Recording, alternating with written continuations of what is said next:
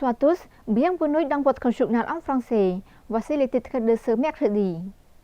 Sa Majesté le roi Norodom Sihamoni, roi du royaume du Cambodge, a reçu le 4 avril 2023 au Palais Cameron son Excellence Paul Lem, membre du Sénat, qui dirige la délégation de l'Association universelle du commerce Khmer-Chine.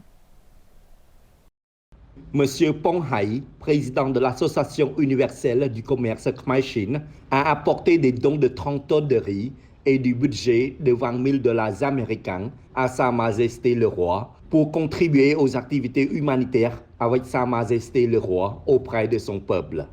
En cette heureuse occasion, Sa Majesté le Roi a eu le plaisir de remettre un souvenir de grande valeur à la délégation de l'association, dont une médaille d'argent ornée de fines sculptures traditionnelles khmer, les livres des activités de Sa Majesté le Roi dans les affaires sociales, l'humanité et réalisations dans toutes les provinces à travers tout le royaume du Cambodge en 2021.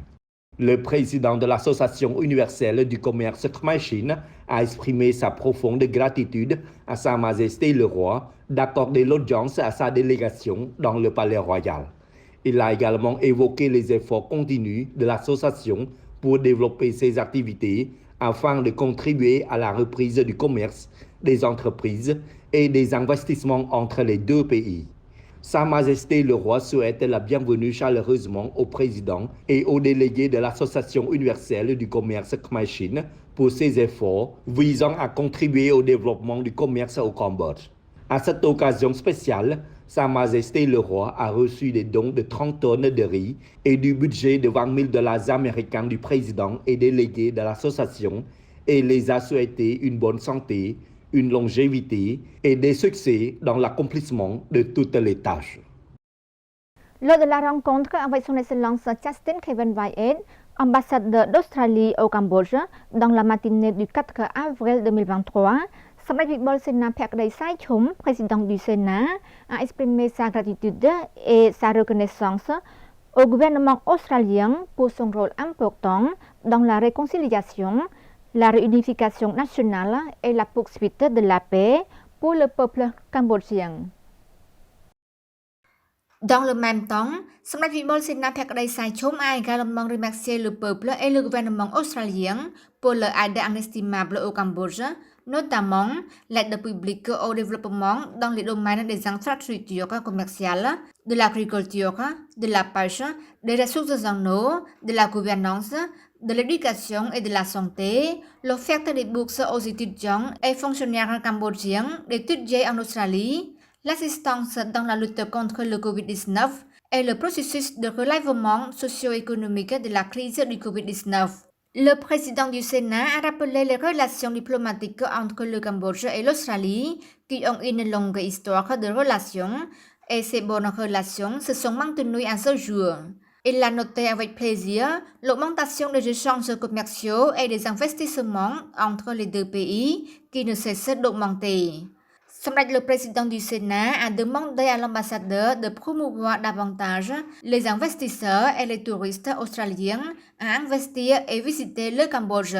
Son Excellence Justin Kevin Wyatt, ambassadeur d'Australie au Cambodge, a exprimé son plaisir d'être en mission diplomatique au Royaume du Cambodge après avoir servi l'ambassade d'Australie au Royaume du Cambodge au cours des 20 dernières années.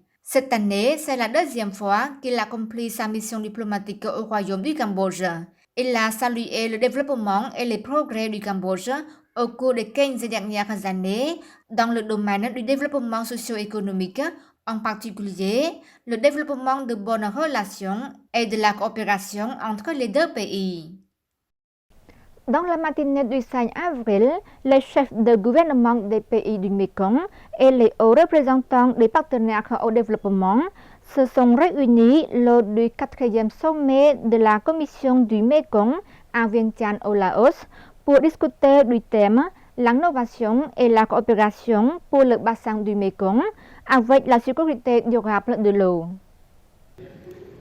L'événement de 2 jours voit la présence des chefs d'État du Cambodge, du Laos, du Vietnam et de la haute délégation de la Thaïlande, des représentants de la Commission du fleuve Mekong, des comités du Mekong des 4 pays, Laos, Cambodge, Thaïlande et Vietnam, ainsi que plus de 600 experts régionaux et mondiaux des domaines de l'eau et des ressources connexes, de l'énergie, de l'alimentation, du trafic, de la gestion des bassins fluviaux, etc.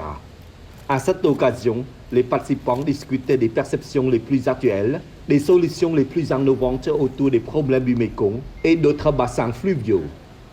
Le Comité international du Mekong a été créé en 1956 sous le patronage des Nations Unies dans le but de gérer les ressources du bassin. Durant les années 1960-1970, à cause de la guerre et des instabilités politiques, les coopérations dans ce cadre furent difficiles, voire suspendues. Pourtant, elles se sont toujours maintenues en s'affirmant nécessaires. En 1995, la Thaïlande, le Laos, le Cambodge et le Vietnam ont signé un accord de coopération à propos du Mekong. Une commission internationale, désormais la Commission du fleuve Mekong, a pour mission la gestion des conflits et problèmes liés au fleuve, le tout dans une perspective affichée de développement durable. Cet accord est l'unique base juridique de la région visant la gestion et le développement du bassin du Mekong sous un angle transnational.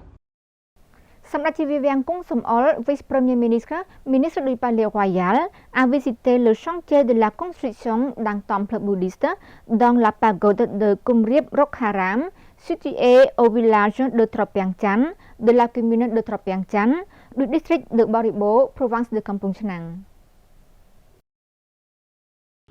Le 3 avril 2023, Samdech Vivian Kong Som-ol, vice-premier ministre et ministre du Palais Royal, accompagné de son Excellence Koy Sup-hol, conseiller personnel de Sa Majesté le Roi et ministre d'État chargé des Affaires générales du ministère du Palais Royal et d'autres responsables importants du ministère du Palais Royal, ont inspecté les activités de construction du temple bouddhiste qui est un don de Lok Tiêu Ongnya Chung Sup-hiep et sa famille à Sa Majesté la Reine-Mère Norodom Moninit Sihanouk. Ce temple est situé dans l'enceinte de la pagode Kumriep Rokharam, située au village de Tropiang Chan, de la commune de Tropiang Chan, du district de Boribo, province de Kampong Chnang. La construction de ce temple bouddhiste a commencé le 17 mai 2022. Jusqu'à présent, il a été réalisé à environ 60% de la construction et à environ 40% de la décoration.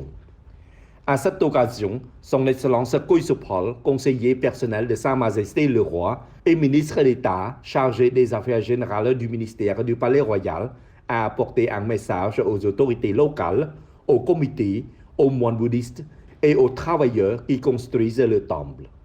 Ces derniers ont exprimé quant à eux leur gratitude à Sa Majesté le Roi et à Sa Majesté la Reine-Mère du Cambodge et les a souhaité une bonne santé, une longévité et être l'ombre fraîche pour le peuple dans tout le royaume pour toujours.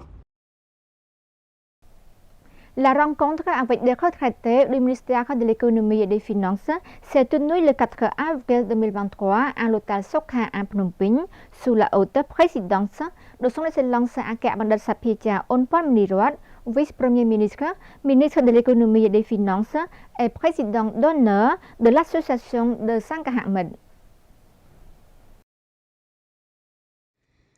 S'adressant aux retraités, son Excellence Onpon Menirat a déclaré que la retraite en cours était organisée dans deux buts principaux. Premièrement, renforcer les liens d'amitié, de solidarité et le bien-être social entre la précédente génération de fonctionnaires et les fonctionnaires actuels avec nostalgie, chaleur et considération pour les anciens fonctionnaires qui avaient autrefois de nombreux mérites au service du ministère. Deuxièmement, pour célébrer le Nouvel An Khmer traditionnel. Ce rassemblement est également une occasion rare de maintenir la communication et de se rendre visite après que notre ministère ait manqué cet événement important pendant un certain temps en raison de la propagation de la maladie du Covid-19. Son Excellence, le vice-premier ministre, a également déclaré que le gouvernement royal, sous la sage direction du Premier ministre Samdech Techo, n'a pas négligé les mérites des retraités. Dans cet esprit, le gouvernement royal s'est efforcé d'augmenter les salaires, les traitements et la sécurité sociale des fonctionnaires, des forces armées, des retraités et de tous les types de fonctionnaires, ainsi que d'augmenter les pensions mensuelles des anciens fonctionnaires et des vétérans. En effet, le gouvernement royal de la 5e législature de l'Assemblée nationale a augmenté le salaire minimum des fonctionnaires qui, en 2013, s'est situé entre 350 000 riels à 400 000 riels pour les enseignants, jusqu'à plus d'1 million de riels en 2018. La pension minimum a également été augmentée d'environ 270 000 riels à 300 000 riels en 2015 et a été progressivement portée à 480 000 riels en 2018. Puis au début de la 6e législature de l'Assemblée nationale, le gouvernement royal s'est fixé pour objectif d'augmenter le salaire minimum des fonctionnaires à environ 1,4 million de riels d'ici 2023. Pour les fonctionnaires généraux et jusqu'à environ 1,5 million de riels pour les enseignants et médecins. À ce stade, je voudrais également souligner qu'avec les efforts visant à augmenter les pensions, le gouvernement royal envisage également de combler le fossé des pensions entre les anciens et les nouveaux retraités grâce à des mesures visant à intégrer les anciennes pensions salariales dans les nouvelles masses salariales d'ici 2 ans, 2023 et 2024, a souligné le ministre, ajoutant que cette mesure nécessite un budget total d'environ 281 milliards de riels, soit environ 70 millions de dollars américains. En plus de continuer à examiner la possibilité d'une augmentation régulière de la pension, le gouvernement royal offre également à tous les retraités, anciens fonctionnaires et anciens combattants, une protection des soins de santé par le biais de la Caisse nationale de sécurité sociale.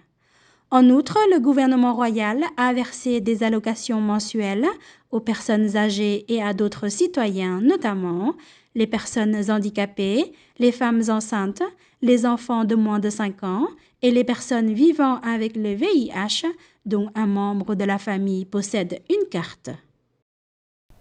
La cérémonie officielle marquant la fin à la défécation à l'air libre dans la province de Kampong Speu, après les provinces de Svay Rieng, Prey Veng et Kendal, a été présidée par son Excellence Bandar Sapiecha Okrabun, ministre du Développement rural.